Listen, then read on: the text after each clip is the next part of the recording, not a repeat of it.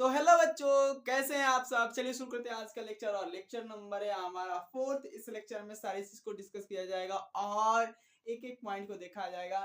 तो आप जिस समय मुझे देख रहे हैं आपको very good morning, very good night और वेरी गुड इवनिंग। और my name is Pankaj Kashyap, ये आपको पता ही है। और आपका ये प्यारा सा चैनल से डब्ल्यू गुरुकुल में स्वागत है। तो चलिए शुरू करते हैं आज का लेक्चर। और इस लेक्चर में बहुत सारे पैरेलली चीजों को देख लिया जाएगा, जैसे कि आपको कल बता दिया गया था डीएनए वीएनए के बारे में सारा चीज ए टू जेड बताया गया था। हाँ, एक चीज ये भी बता देना चाहते हैं कि कल जो आपको थोड़ी सी माइनर मिस्टेक हुई थी, सिली मिस्टेक उसे कर सकते हैं। तो वहां पे डीएनए के बारे में थोड़ी सी बताए थे, तो वहां पे आपको बोल दिया गया है कि डीएनए में ये ऐसे होता है।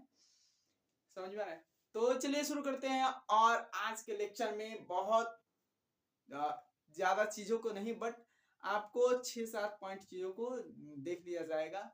और चलिए शुरू करते हैं। तो अब चलिए, फर्स्ट ऑफ ऑल सबसे पहले आपको क्या देखना है कि सेंट्रल डॉगमा, कल बोले थे कि सेंट्रल डॉगमा के बारे में कल देख लिया जाएगा। सेंट्रल डॉगमा क्या होता है इसके बारे में हम देख लेते हैं।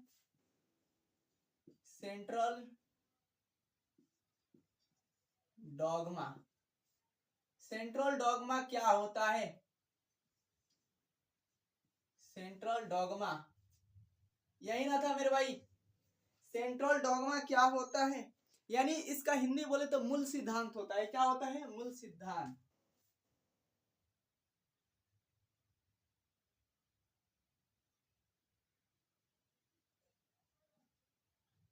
थ्योरी लिख देना, मूल सिद्धांत।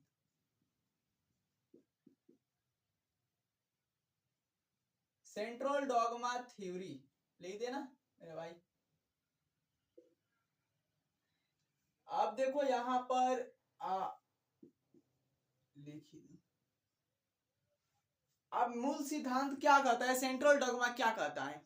तो आप अगर 9th क्लास में 10th क्लास में, तो ऐसा नहीं है कि आप लोग पढ़े नहीं होंगे, पढ़े होंगे। मतलब ज्यादा आपको नहीं है। 11th क्लास में मतलब कि ये सारी चीज को आपको पढ़े होंगे, नहीं पढ़े होंगे, फिर भी लेकिन आपको हम बोले हैं कि जीरो से ही पढ़ाएंगे, तो जीरो से ही पढ़ाएंगे एकदम शून्य से शिखर तक। समझ में आ रहा है? तो यहाँ पे सेंट्रल डॉगमा सबसे पहले है क्या? सेंट्रल डॉगमा दिया किसने था? सेंट्रल डॉगमा था, एक हमारे पास साइंटिस्ट आते हैं। कौन से? क्रिक। क्या आते हैं? क्रिक। क्रिक साइंटिस्ट आते हैं। और साइंटिस्ट ने क्या किया था? अबे तेरी 58 में सेंट्रल डॉगमा का सिद्धांत क्या किया था? दिया था। कब दिया था? तो क्रिक वैज्ञानिक आते हैं और 1958 में क्या किया था? सेंट्रल डॉगमा दिया था। समझ में आ रहा है? सेंट्रल डॉगमा कब दिया गया था ये पूछ सकता है। सेंट्रल डॉगमा तो 1958 में, ये आपकी किताब में है नहीं, बट बताएंगे। अब देखो यहाँ पर है क्या मेरे भाई कि सेंट्रल डॉगमा में होता क्या है। तो सबसे पहले हम लिख देते हैं यहाँ पर डीएनए। डीएनए का नाम तो सभी लोग सुने होंगे, मतलब जो अभी है। अब डीएनए से क्या होता है कि उल्टा फिर डीएनए बनता है। डीएनए से यही फिर डीएनए बनेगा, डीएनए। और डीएनए से फिर क्या होता है? आरएनए, आरएनए बनता है। अब देखो यहां पर मेरे भाई, अब जब डीएनए से डीएनए बनना है तो ये इसे क्या बोलते हैं? तो इसे देखो, मतलब कि ये कॉपी बनाया। क्या किया है? कुछ नहीं किया, अपना एक कॉपी बनाया, अपना एक कॉपी बनाया है, तो उसे क्या कहेंगे? रेप्लिकेट किया है। अगर कोई ऑर्गेनिज्म है, कोई चीज है, अगर अपना क्लोन बना, मतलब कि अपना एक अपने जैसा बनाए, तो उसे उसका क्लोन कहा जाता है। क्लोन कहा जाता है। या मान लो कि वो रेप्लिकेट कर गया, तो उसे रेप्लिकेशन बोला जाता है। क्या बोला जाता है मेरा भाई? रेप्लिकेशन। याद रखना, रेप्लिकेशन। इसको बहुत डिटेल में पढ़ना है मेरे भाई। कब पढ़ना है? तो थोड़ी सी अब आगे जैसे पढ़ोगे ना, तो सेंट्रल डॉगमा को कई जगह पर दिया है, तो सेंट्रल डॉगमा यहाँ पर थोड़ी सी है। सेंट्रल डॉगमा में सबसे पहले क्या है? रेप्लिकेशन, यानी प्रतिकृतिकरण। लिख लेना, याद आ जाएगा कभी।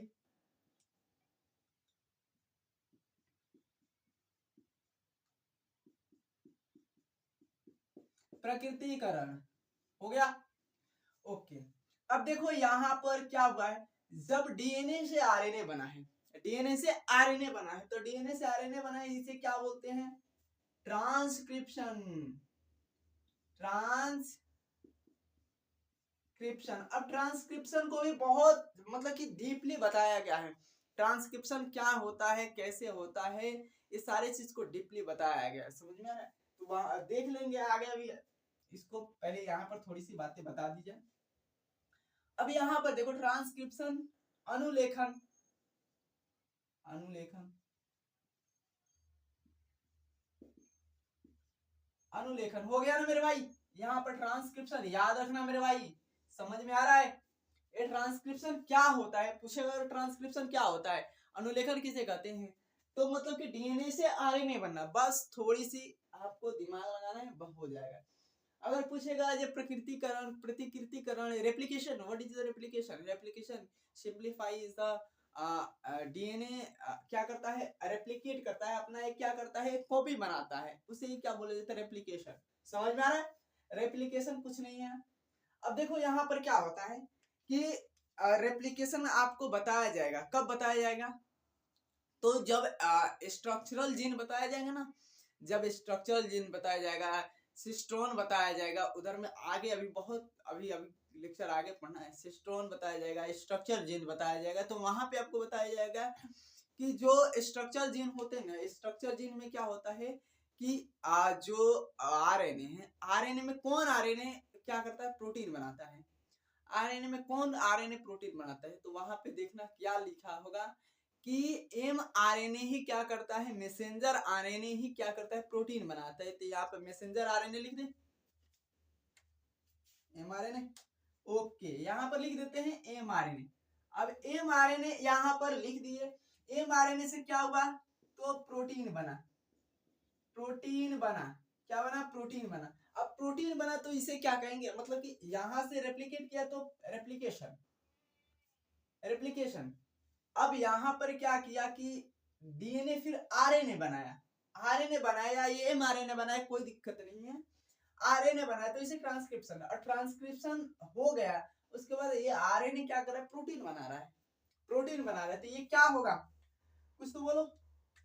तो यहाँ पर ट्रांसलेशन होता है, ट्रांसलेशन क्या होता है? ट्रांसलेशन की प्रोसेस आ जाती है। अनुवादन क्या होता है? अनुवादन लिख लेना, अनुवादन। ये थोड़ी सी आपको जानकारी देना है। सेंट्रल डॉगमा क्या है, सेंट्रल डॉगमा में क्या क्या होता है, अभी इसमें बहुत सारी चीजें बाकी हैं। यहाँ पर देखो, अगर आप जब बायोटेक पढ़ोगे ना, तो बायोटेक में सेम चीज है। बायोटेक में क्या है? तो सेम चीज है। देखो क्या होता है, जब जब ये डीएनए से क्या बनता है? डीएनए बनता है, डीएनए से डीएनए बनता है, और फिर डीएनए से आरएनए बनता है ना, आरएनए, आरएनए बनता है, तो सारा चीज तो बताया गया, उसमें भी बताया जाएगा, उसमें बायोटेक में तभी आगे आएगा ना। समझ में? तो वहां पे बताया गया है कि अगर डीएनए से डीएनए बन रहा है तो रेप्लिकेशन होता है, और डीएनए से आरएनए बन रहा है, एमआरएनए बेसिकली क्या होता है? तो एमआरएनए, एमआरएनए बन रहा है ना, एमआरएनए। तो यहाँ पर क्या होता है कि स्ट्रक्चर जीन होते हैं, स्ट्रक्चर जीन जो क्या करते हैं कि प्रोटीन बनाते हैं, प्रोटीन बनाते हैं, और प्रोटीन कैसे बनता है? तो एमआरएनए के द्वारा, एमआरएनए के द्वारा बनता है। तो ये सारे चीज आपको आई होप समझ में आ गया होगा, यहाँ पर समझ में आ। अब देखो ये चीज यहाँ पर ज्यादा कुछ नहीं बताएंगे। यहाँ पर क्या है कि जो डीएनए है, डीएनए क्या होता है? डीएनए क्या होता है? डीएनए थोड़ी सी बातें तो जाएगी ही दिमाग में। डीएनए क्या होता है? तो सोचोगे सर क्या पूछना चाहते हैं? भाई हम ये पूछना चाहते हैं कि डीएनए स्टेबल होता है या स्टेबल नहीं होता है? तो यहाँ पर डीएनए क्या होता है? स्टेबल होता है। क्या होता है? डीएनए स्टेबल होता है। अब देखो मेरे भाई, डीएनए जब स्टेबल है, मतलब कि ये क्या करेगा? जेनेटिक, जेनेटिक मटेरियल के स्टोर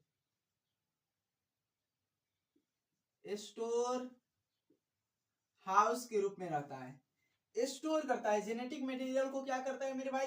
स्टोर करता है, कुछ नहीं करता, जेनेटिक मटेरियल को आया, स्टोर कर रहा है, स्टोर करके और क्या कर रहा है, यहीं से इस डीएनए से क्या बना रहा है, आरएनए, आरएनए बना रहा है, एमआरएनए या बोलो। तो देखो यहाँ पर क्या लिखा है कि ये लेस स्टेबल होता है, क्या होता है, ये लेस स्टेबल होता है, क्या होता है, लेस स्टेबल होता है, ये लेस स्टेबल, यहाँ पर लिख देते हैं, समझ में आ रहा है, ये लेस स्टेबल होता या अनस्टेबल लिख सकते हो, अनस्टेबल लिख दे, क्या नीचे लिख देते, अन लिख देना। अब यहां पर ये जब अनस्टेबल है तो क्या करेगा, ये क्या करेगा, तो ये जो जेनेटिक इंफॉर्मेशन है, जेनेटिक इंफॉर्मेशन कहां से आ रहा है, जेनेटिक इंफॉर्मेशन कहां से आ रहा है, यहाँ पर, तो जेनेटिक इंफॉर्मेशन को क्या करता है कि आगे ये भेजने का काम करता है, क्या करता है, जेनेटिक इंफॉर्मेशन को आगे क्या करता है, भेजने का काम करता है। तो ये जेनेटिक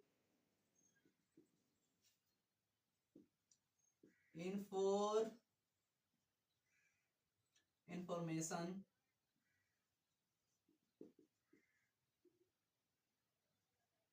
इंफॉर्मेशन का क्या करता है, तो आगे भेजने का काम करता है, प्रसारण का काम करता है, क्या करता है, प्रसारण का काम करता है। अब प्रसारण क्या होता है, प्रसारण मतलब कि कोई भी चीज है, मतलब कि इंफॉर्मेशन क्या किया, शेयर किया, इंफॉर्मेशन क्या किया, इन्फॉर्म किया, तो ये जेनेटिक इंफॉर्मेशन को क्या करता है, इन्फॉर्म करने का, प्रसारण का काम करता है। नहीं हुआ है ट्रांसलेशन में, अभी थोड़ी सी बातें बाकी है, ट्रांसलेशन में क्या बातें बाकी है।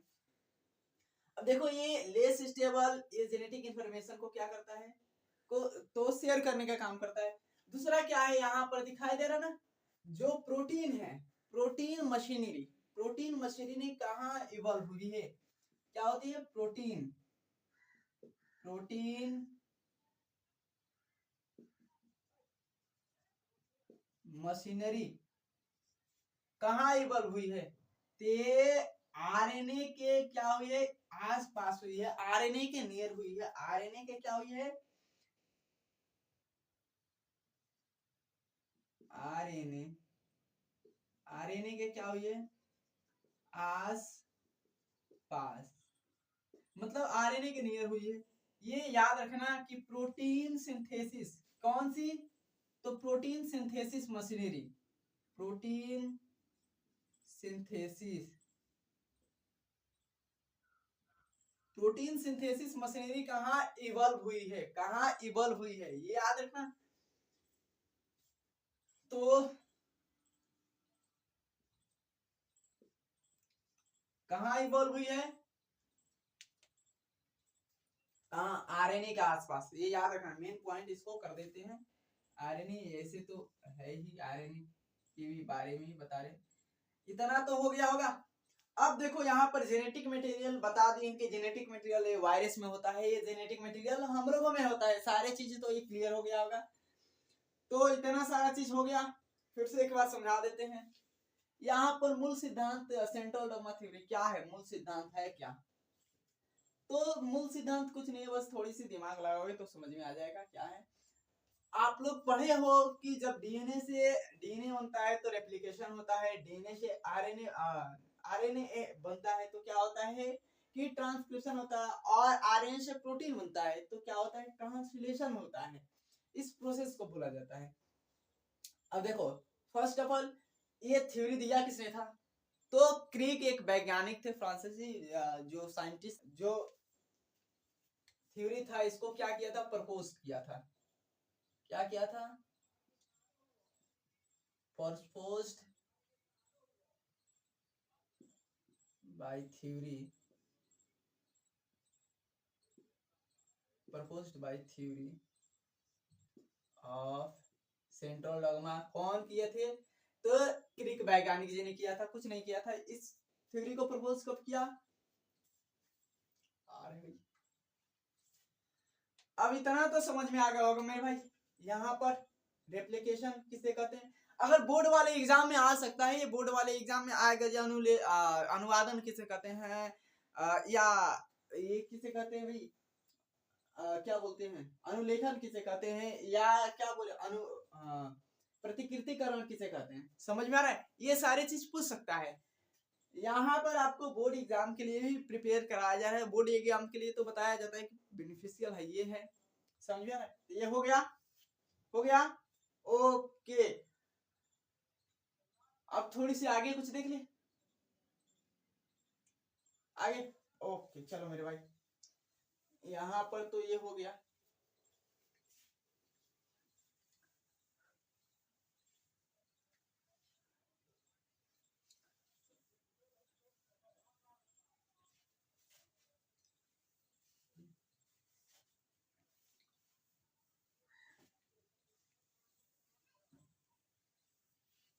चलो यहाँ पर देख लेते हैं अब क्या, central central dogma, dogma modification देख लेते हैं। क्या देख लेते हैं, modification, modification, modification, central dogma का मॉडिफिकेशन क्या है, समझ में आ रहा है। यहाँ पर सेंट्रल डॉगमा का मॉडिफिकेशन यानी रूपांतरण देख लेंगे। सारी चीज को मेरे भाई डिस्कस किया जाएगा, तो डीप में किया जाएगा। आपको पता ही है कि सारा चीज बढ़िया तरीके से चल रहा है अभी। तो सेंट्रल डॉगमा का मॉडिफिकेशन क्या कहता है, क्या होता है सर, किसने दिया था, ये सारी चीज होता क्या है। तो बेसिकली तुम लोग को मेरे भाई बता दिया गया कि जब डीएनए से डीएनए बनता है, तो डीएनए से डीएनए बनता है तो क्या बोलते हैं उसे, रेप्लिकेशन बोलते हैं। और डीएनए से आरएनए बनता है तो क्या बोलते हैं उसको हम, ट्रांसक्रिप्शन बोलते हैं। अब देखो यहाँ पर उल्टा हो जाएगा। अगर उल्टा क्या हो रहा है, अगर जो आरएनए, आरएनए उल्टा क्या करे, अब डीएनए बनाने लगे, आरएनए क्या करे अब डीएनए बनाने लगे, और डीएनए फिर क्या करे, आरएनए बनाए, तो ये काम उल्टा हुआ कि नहीं। तो चलो इसको देख लेते हैं। अब देखो क्या होता है, यहाँ पर आरएनए जो है, एम आरएनए, आरएनए, अब ये क्या करता है कि अब ये डीएनए बनाता है। कहता है अब मेरा मन नहीं कर रहा है कि हम प्रोटीन बनाए, अब हमारा मन कर रहा है कि हम डीएनए बनाए। तो डीएनए बनाने का काम करता है। ऐसा नहीं है कि कुछ भी रेंडमली कुछ भी लगा दिए, कुछ भी सेट कर दिया कि हमारा काम ये बन रहा है, अब डीएनए से भी बन जाएगा, आरएन प्रोटीन नहीं बनाना पड़ेगा। हाँ, तो ऐसा नहीं है। क्या होता है कि डीएनए से आरएनए तो बन रहा था उस समय, अब यहाँ पर आरएनए से डीएनए बनेगा, यहाँ आरएनए से डीएनए बनेगा। अब सर ये होता किसमें है, आप तो ये हमको बताए ही नहीं कि जब डीएनए होता है, डीएनए से आरएनए बनता है, आरएनए से फिर प्रोटीन बनता है। ये एक क्रम सीक्वेंस चलता है सीधा। मतलब कि जो डीएनए होता है, डीएनए अपना कॉपी बनाता है, फिर वहां से इंफॉर्मेशन किसमें शेयर करता है, कॉपी बनाकर, फिर आरएनए बनाता है, आरएनए में इंफॉर्मेशन शेयर करता है, इंफॉर्मेशन यहाँ से कहाँ पहुंचता है, तो प्रोटीन में पहुंचता है, यही ना है। तो सर इतना तो समझ में आ गया, बट ये आप तो हमको बताए ही नहीं थे कि ये होता किसमें है।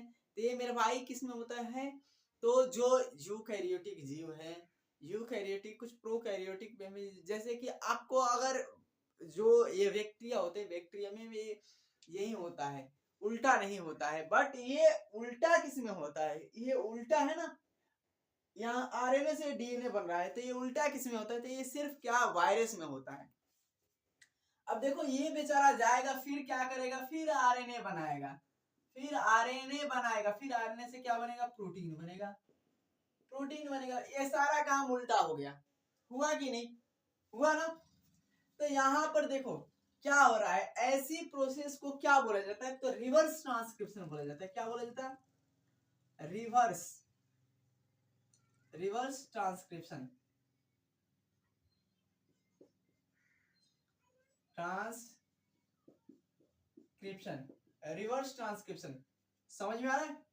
रिवर्स ट्रांसक्रिप्शन किसे बोला जाता है मेरे भाई, अगर पूछ सकता है रिवर्स ट्रांसक्रिप्शन क्या होता है, तो जब डीएनए क्या करता है, आरएनए से बनता है, आरएनए से बनता है। अब होता किसमें है, तो ये वायरसेस में होता है। क्या होता है, वायरस, वायरसेस में होता है, ये वायरसेस में होता है, वायरसेस में ही ऐसे होता है।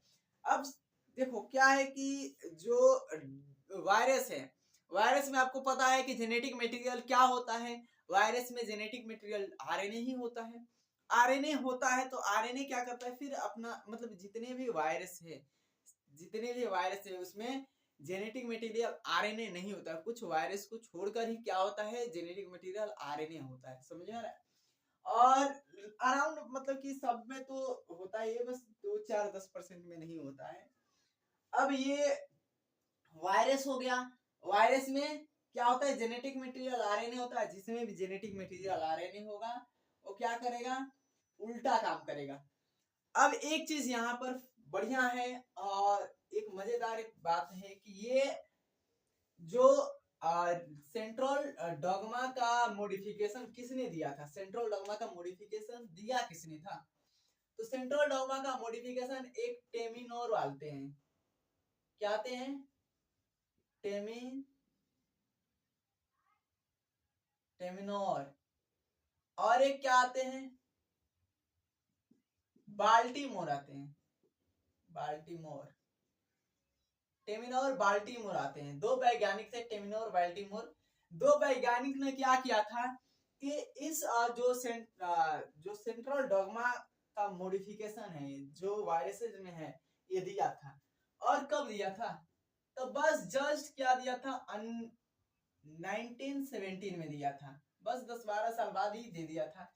अब देखो यहाँ पर ये चीजें तो आपको बता दिया गया। फिर एक चीज है कि ये जो वैज्ञानिक थे कि ये किस पे थे, कौन से वायरस पे अपना ये मॉडिफिकेशन तैयार किए, मॉडिफिकेशन वाला जो थ्योरम था ये सारा चीज किस पर दिए, एक राउस सार्कोमा आता है, क्या आता है, राउस सार्कोमा।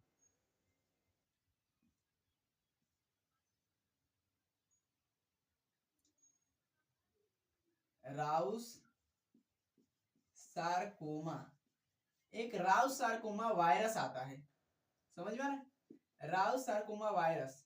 अब इसी राउस सार्कोमा वायरस पर क्या किया था इन्होंने, अपना जो एक्सपेरिमेंट था उस पर किया था और करके क्या दिया, एक सेंट्रल डॉगमा का मॉडिफिकेशन दिया, समझ में आ रहा है। यहाँ पर थोड़ी सी हैपनिंग टाइम होना चाहिए अभी। अब ये तो हो गया, थोड़ी सी हंसते खेलते रहो, ये तो बताया ही जाएगा। यहाँ पर हो गया, अब कह रहे हैं सर इधर बता रहे हैं इधर कह रहे हैं हंस रहे हो, तो ऐसा नहीं है कि हम हंसने के लिए मना करेंगे। अब इतना हो गया, आगे हम बताएं मेरे भाई, आगे क्या होगा, आगे कुछ बताओ, देखकर सोचो समझो। तो देखो यहाँ पर क्या होता है आगे में, फिर से एक बात बता देना चाहते हैं कि अगर आप जब पढ़ेंगे बायोटेक उसमें भर भर के सारी चीज को बताया गया है, बहुत बढ़िया तरीके से अच्छे अच्छे मतलब चीजों को बताया गया है, इस सारे चीज को समझ में आ रहा है।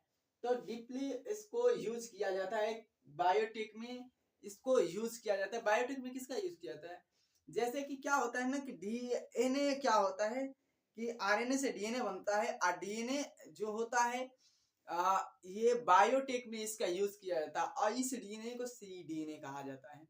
ऐसे ऐसे ही यूज किया जाता है जो सेंट्रल डॉगमा का मॉडिफिकेशन हुआ है इस वाला का, इसको यूज किया जाता है। और बायोटेक में बहुत बढ़िया तरीके से बताया गया है कि जो सी डीएनए कॉम्प्लीमेंट्री डीएनए है, कॉम्प्लीमेंट्री डीएनए में क्या होता है कैसे होता है उसको तो डिटेल में बताया गया है।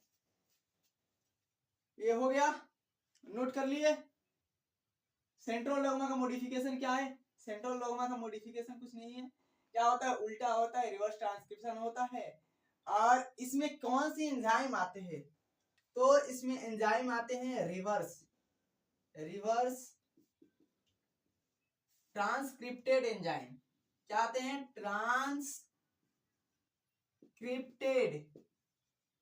एंजाइम आते हैं। याद रखना कौन से एंजाइम पूछ सकता है कि इसमें कौन सा एंजाइम होता है, तो रिवर्स ट्रांसक्रिप्टेड एंजाइम, समझ में आ गया, ये हो गया। ओके चलो मेरे भाई इसको मिटा दे, पहले वीडियो को पॉज करके नोट कर लो उसके बाद तो मिटाएंगे। चलो चलो चलो चलो, अब किसी से ऐसे मत कर देना कि ये जो आरएनए से डीएनए होता है, हम लोग में बनता है, तो कहेगा भाई ऐसे तो नहीं होता है। हाँ दोस्तों में ये कर सकते हो कि जो जो दोस्त होते हैं ना कि चाहते नहीं कि आगे दोस्त आगे बढ़े, तो समझ लेते क्या कहते हैं कि उसको आगे क्या बढ़ाना है, पीछे ही खींच दो, तो ऐसा होता है। अब देखो यहाँ पर एक और नया टॉपिक ले लेते हैं, कौन सी, तो डीएनए पैकेजिंग। क्या आते हैं, डीएनए पैकेजिंग आता है।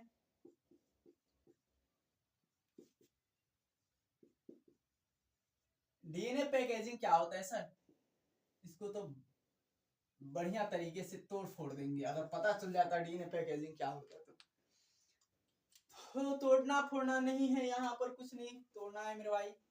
सबसे पहले डीएनए पैकेजिंग में क्या आता है, तो इसमें बोला है कि अगर जो न्यूक्लियस है, न्यूक्लियस में डीएनए कैसे रहता है, अगर हम लोग की बातें करें, यूकैरियोटिक की बातें करें तो डीएनए कैसे रहता है, और प्रोकैरियोटिक की बातें करें तो डीएनए कैसे रहता है, तो उसकी बातें किया है। तो डीएनए पैकेजिंग में क्या होता है, डीएनए की जो लेंथ है, लेंथ को निकाल दिया जाता है, निकाल कर देखा जाता है कि इतना मीटर डीएनए इसमें है, इतना मीटर डीएनए इसमें है, मतलब कि यही देखा जाता है। तो यहाँ पर एक पॉइंट दिया है कि डीएनए पैकेजिंग की। अब डीएनए पैकेजिंग में क्या होता है, डीएनए पैकेजिंग में तो देखो यहाँ पर क्या होता है कि डीएनए की लेंथ ले लिया जाता है। यहाँ पर सबसे पहले तो आप देख लेते हैं कि जो डीएनए का लेंथ देखा जाता है। अब यहाँ पर एक फार्मूला होता है, फार्मूला यूज करके क्या होता है, कैसे डीएनए का लेंथ निकाला जाता है, लंबाई कैसे निकाला जाता है, कितना। अच्छा ये बताना कि डीएनए में ह्यूमन डीएनए की लंबाई कितनी होती है, कल ही तो बताया गया था ना, तो बता देना मेरे भाई, अगर ईमानदारी से बताना कि हाँ सर हमको याद था, झूठ मत बोलना, नहीं तो अगर ये हुआ तो मोबाइल के अंदर घुस कर मारेंगे, समझ में आ रहा है। तो ये हो गया डीएनए की लेंथ। लेंथ में कौन सी आता है, तो देखो सबसे पहले क्या करेगा कि लिख देगा डीएनए के लेंथ एंड इक्वल कर देंगे, क्या करता है टोटल जो बेस पेयर होता है, क्या होता है base pair total base pair गुणे क्या करता है, तो यहाँ पर जो आपको बताया गया था 3.4 एंगस्ट्रॉम, इसमें क्या करता है ये गुना कराता है, या यहाँ पर क्या लिख देंगे इसके जगह पर 0.34 नैनोमीटर। अब नैनोमीटर, अब आपको पता है कि एक एंगस्ट्रॉम बराबर कितना होता है, 1 एंगस्ट्रॉम बराबर कितना होता है, कोई यहाँ पर, तो यहाँ पर 10 के पावर -10 क्या होता है मीटर होता है, ये पता है ना, ओके। अब यहाँ पर इतना तो हो गया। अब देखो एक चीज और लिखा है, एक चीज और लिख देते हैं कि यहाँ पर अगर पूछेगा कि अगर नैनोमीटर में कितना होता है, नैनोमीटर में देखो एक चीज यहाँ पर लिखे 1 मीटर 10 के पावर -9 नैनोमीटर, हो गया ना। ये याद रखना दोनों चीजों को, कम से कम तो काम आ जाएगा, समझ में आ रहा है। तो यहाँ पर ये दोनों चीज याद रहेगा तो बन जाएगा। अब देखो यहाँ पर है क्या कि 1 मीटर इक्वल टू 10 के पावर -9 नैनोमीटर। यहाँ पर किताब में एक चीज लिखा है कि जो 1 मीटर होता है ना, 1 मीटर में नैनोमीटर 10 करोड़वा भाग होता है। क्या होता है 10 करोड़वा भाग। ये कल के पॉइंट था, आज भी मतलब उसमें लिखा है कि 10 करोड़वा भाग होता है नैनोमीटर, तो इतना छोटा होता है। अब यहाँ पर आपको अगर किसी भी चीज की डीएनए की क्या है लेंथ पता है तो आप निकाल सकते हो, इसलिए निकाल सकते हो। देखो यहाँ पर क्या होगा 10 के पावर 9 होगा, समझ में, लिख देना, अरे एंगस्ट्रॉम ना है 10 लिख देना। अब यहाँ पर देखो किसकी लंबाई निकालना है, अगर ह्यूमन डीएनए की निकाल दें ह्यूमन डीएनए लेंथ तो क्या होगा, टोटल बेस पेयर कितना होता है 6.6 मल्टीपल 10 के पावर, बोलो हम ही बोलेंगे। चलो अब इसमें कितना होता है अभी, इसमें 3.4 मल्टीपल 10 के पावर -10। अब ये करोगे तो कितना आएगा, कितना आना चाहिए, आना कितना चाहिए करके देख लो। 2 मिनट रुक जाते हैं।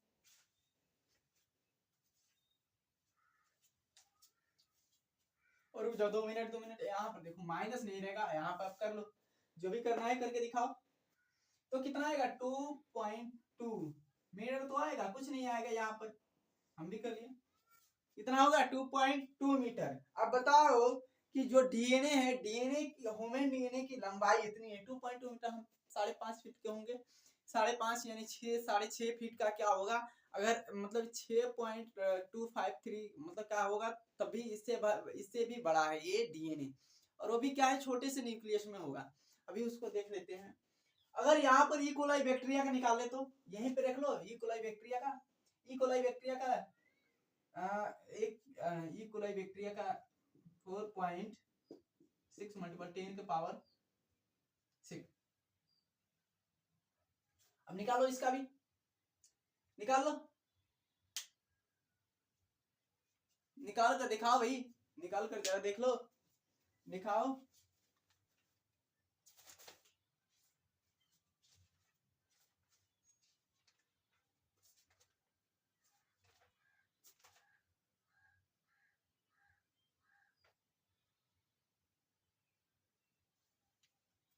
निकाल दिए, अरे निकालो यार, कम से कम निकाल कर तो दिखाओ। इतना हो गया ना, चलो निकाल लेना इसको। चलो यहाँ पर इतना तो हो गया, छोटी छोटी बातें बड़े बड़े शहरों में होगी, ये नोट कर लेना, ऐसे बोलेंगे थोड़ी नहीं, बार बार नोट कर लो, नोट कर लो। हाँ चलो यहाँ पर डीएनए पैकेजिंग की बातें की जाए। डीएनए पैकेजिंग में क्या बातें की जाएगी, तो यहाँ पर डीएनए पैकेजिंग में हम प्रोकैरियोटिक के डीएनए पे के बारे में डिस्कस कर लेते हैं और यूकैरियोटिक के, बस इससे ही पता चलेगा। यहाँ पे लिख देते हैं prokaryotic, prokaryotic and let's see eukaryotic. Eukaryotic, अब प्रोकैरियोटिक ऑर्गेनिज्म यूकैरियोटिक ऑर्गेनिज्म में कैसे होता है, क्या होता है, ये तो पता ही है। अब देखो एक छोटू सा टुड्डू सा क्या बना लेते हैं, यहाँ पर एक टुड्डू सा बन गया हमारा एक क्या है न्यूक्लियस, ये छोटा सा एक, हाँ गुड जॉब मेरा भाई। यहाँ पर एक न्यूक्लियस बन गया, इसमें भी एक न्यूक्लियस बना देंगे, हो जाएगा।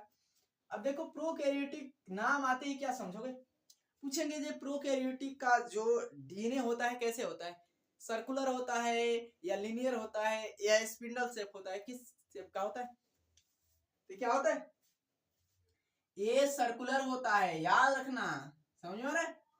हाँ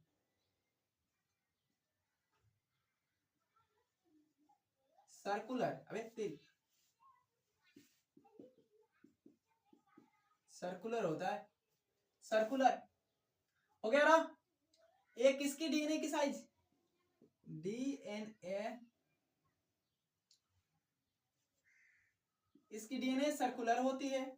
दूसरा बात क्या है कि इसकी डीएनए कहाँ पाई जाती है, मिलती कहाँ है भाई, डीएनए अगर ढूंढने जाओगे, बोल दिया जाएगा जाओ प्रोकैरियोटिक की डीएनए को ढूंढो, तो कहाँ ढूंढोगे, तो इसके न्यूक्लियस में जाओगे, इसके कहाँ कहाँ मतलब कि बड़ी सारा चीज में जाओगे, इसके हर एक पार्ट में जाओगे, जाकर ढूंढोगे।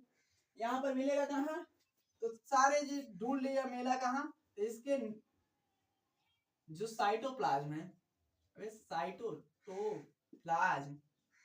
इसकी न्यूक्लियस कहाँ हो, सॉरी इसकी डीएनए कहाँ होती है, DNA are found in cytoplasm. DNA कहाँ पाया जाता, साइटोप्लाज्म में पाया जाता है। डीएनए कहाँ होता है, साइटोप्लाज्म में होता है। इतना तो हो गया। अब कहोगे सर इसमें तो सर्कुलर डीएनए होता है, डबल स्टैंडर्ड होता है सर्कुलर और क्या होता है, डबल स्टैंडर्ड होता है, डबल स्टैंडर्ड होता है। सर्कुलर के साथ साथ डबल स्टैंडर्ड, ये मतलब डबल स्टैंडर्ड। अब डबल स्टैंडर्ड हम लोग में होता है तो सर इसमें क्या जो हिस्टोन प्रोटीन है होगा, हिस्टोन प्रोटीन, तो इसमें हिस्टोन प्रोटीन नहीं होता है। इसमें हिस्टोन प्रोटीन के जगह पर क्या होता है, कोई दूसरा प्रोटीन होता है। कोई क्या होता है, अनदर प्रोटीन क्या करता है, इसको लूप में बांध कर रखता है। क्या करता है, कोई दूसरा पॉजिटिव प्रोटीन होता है, क्या होता है, अनदर अनदर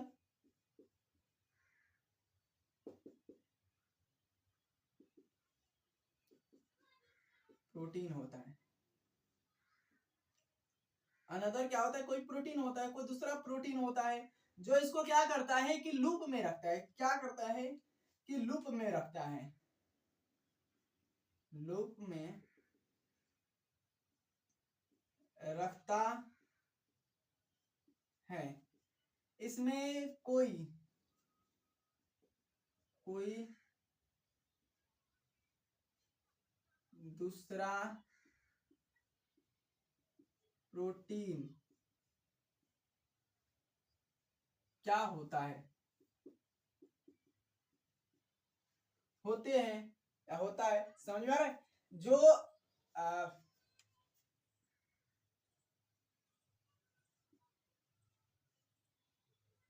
ये लिख देते हैं, कम से कम ये तो रहेगा। देखो फ्लो चार्ट में यही इसीलिए बता रहे हैं, फ्लो चार्ट में, नहीं तो लंबा लंबा पुथिया हम नहीं बनाते। क्या होता है फ्लो चार्ट में, ऐसे याद करने में बहुत बढ़िया होती है, रिवीजन करने में।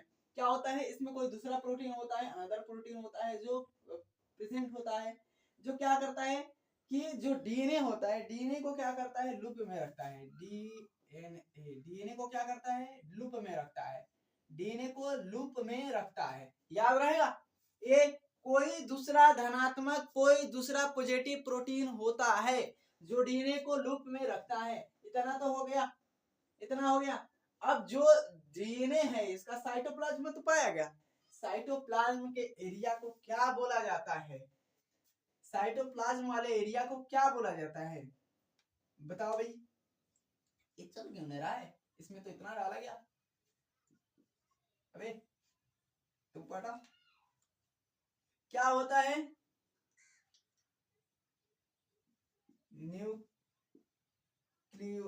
न्यूक्लियोइड होता है, एल है, थोड़ी सी बना दे, न्यूक्लियोइड यानी केंद्रकाभ।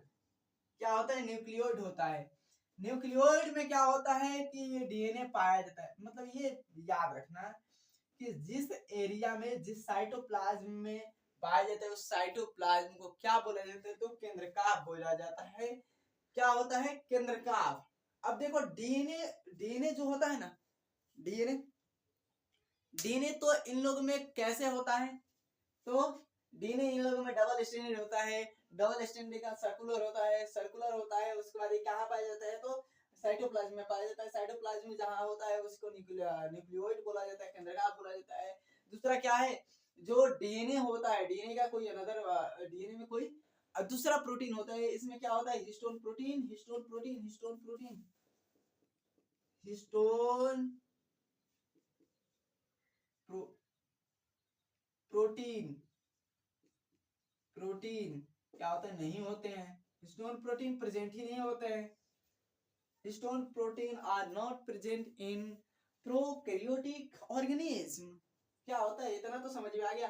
अब यहाँ पर यूकैरियोटिक की बातें कर ले। यूकैरियोटिक यहाँ पे छोटी छोटी छोटी छोटी बन गया, हाँ हो गया यहाँ पर। अब देखो यहाँ पर यूकैरियोटिक में हम लोग कुछ ज्यादा नहीं बातें करेंगे। जो हम लोग का क्या होता है, जो हम लोग का डीएनए होता है, डीएनए कैसा होता है, डीएनए तो लीनियर होता है। मतलब कि कैसे, यहाँ पर सर्कुलर लिखे ना, लीनियर। और कैसा होता है, डबल स्टैंडर्ड होता है। हाँ डबल स्टैंडर्ड होता है। बताइए कहाँ पाया जाता, न्यूक्लियस में। कहाँ, न्यूक्लियस में पाया जाता। लिखे हैं कि नहीं यहाँ पर, इसमें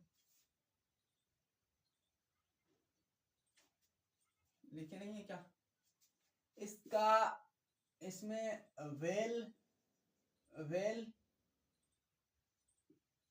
डेवलप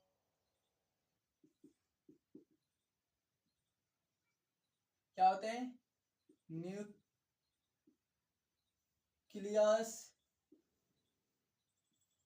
आर नॉट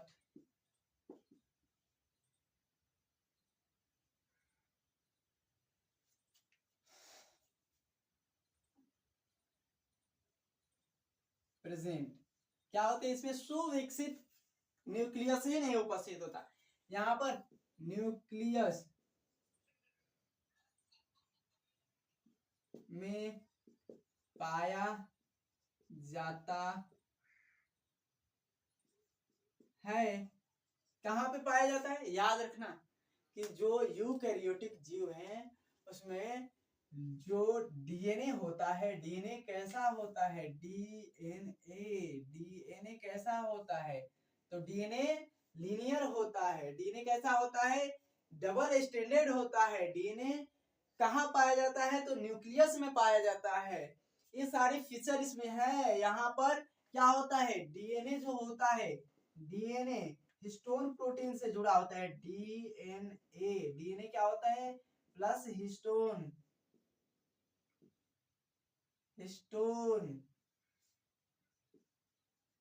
प्रोटीन क्या होता है, हिस्टोन प्रोटीन होता है, हिस्टोन प्रोटीन से जुड़ा होता है। समझ में आ रहा है। और इसीलिए क्या होता है, लीनियर होता है, दिखाई देता है। यहाँ पर सारा चीज, सारा फीचर बता दिए। यहाँ पर इसके जस्ट क्या है कि यहाँ पर साइटोप्लाज्म में पाया जाता है, यहाँ पर न्यूक्लियस में पाया जाता है, कुछ नहीं है। अब देखो यहाँ पर न्यूक्लियस की साइज भी दिया है। न्यूक्लियस की साइज कितना होता है, रेडियस कितना होता है, तो 10 के पावर -6 होता है, याद रखना। अब इतना 10 के पावर -6 और निकाले कितना थे, 2.2 मीटर। ये इतना मीटर डीएनए, इतना मीटर डीएनए क्या होता है, छोटे से तुद्दा सा क्या होता है, न्यूक्लियस में होता है, जिसे हम अपनी आंख से नहीं देख सकते। क्या नहीं कर सकते, जिसे हम अपनी आंख से देख ही नहीं सकते। वो क्या होता है, न्यूक्लियस में भरा पड़ा होता है। और यहाँ पर ये तो समझ में आ गया। अब यहाँ पर कोई छूटा है, कोई चीज नहीं है। यहाँ पर डीएनए पैकेजिंग की बात ही करेगा। डीएनए पैकेजिंग में क्या क्या होता है, डीएनए पैकेजिंग में इसमें क्या होता है, वेल डेवलप्ड, मतलब कि इसके लिए बता रहे हैं, वेल डेवलप्ड एक्सपोज, खुला हुआ, यहाँ पर न्यूक्लियस नहीं होता है। वेल डेवलप्ड में न्यूक्लियस आर नॉट प्रेजेंट। अब यहाँ पर क्या होता है, यहाँ पर इसमें कोई दूसरा प्रोटीन हिस्टोन प्रोटीन के साथ जुड़कर क्या करता है, इसको लूप में रखता है। कोई दूसरा प्रोटीन जुड़ जाता है। Histone protein are not present in prokaryotic organism. क्या होता है, प्रोकैरियोटिक में ये नहीं होता हिस्टोन प्रोटीन। इसमें जो डीएनए होता है सर्कुलर होता है, डबल स्टैंडर्ड होता है। डीएनए क्या होता है कि डीएनए फाउंड इन साइटोप्लाज्म। क्या होता है, डीएनए साइटोप्लाज्म में पाया जाता है। और डीएनए जहां पाया जाता है साइटोप्लाज्म में, उसे क्या बोला जाता है, न्यूक्लियोइड केंद्रकाभ बोला जाता है। अब यहाँ पर दिया है क्या मेरे भाई, जो हम लोग की डीएनए होता है उसे क्या बोला जाता है, क्रोमोटीन बोला जाता है। कहाँ लिखे, यहाँ पर अभी सी है, अबे बार बार क्रोमेटीन। अब क्रोमेटीन बोला जाता है। क्रोमेटीन के बारे में भी देखा जाएगा, क्रोमेटीन क्या होता है, कैसे होता है। उसके बाद हम देखेंगे हिस्टोन प्रोटीन क्या होता है, कैसे होता है हिस्टोन प्रोटीन, कैसा कैसे कैसे हिस्टोन प्रोटीन होता है। जो ऑक्टोमर होता है, हिस्टोन ऑक्टोमर क्या होता है, ऑक्टोमर कैसा होता है, तो सारे चीज को कल डिस्कस किया जाएगा। और आपको सेम टाइम से ही मिल रहा है वीडियो, कभी कभी हो जाता है इधर उधर हो जाए, बट आप लोग डेफिनेटली आप मेहनत करिएगा तो अपना रिजल्ट बना सकते हैं। समझ में आ रहा है, तो डेफिनेटली इसको मेहनत करिए, फिर से वापस आने की जरूरत न पड़े। इस मतलब कि 12th क्लास में आगे आप क्या करिए, बढ़िया तरीके से अचीव करिए। समझ में आ रहा है। चलिए मिलते हैं नेक्स्ट वीडियो में, और जय हिंद।